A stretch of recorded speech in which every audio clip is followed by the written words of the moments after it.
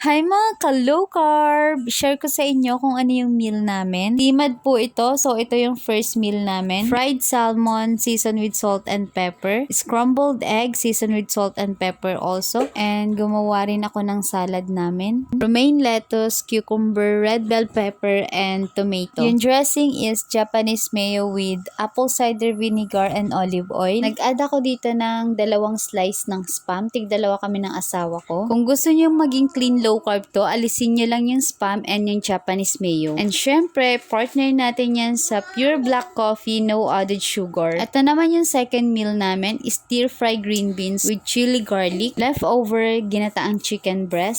And syempre, hindi rin mawawala ang egg. Season lang yan ng salt and pepper. Nagluto rin ako ng adobong pusit sa coconut aminos. Ayan po yung sample ng timad namin or 2 meal a day. So yun lang. Thank you for watching and stay healthy, stay low carb. Bye!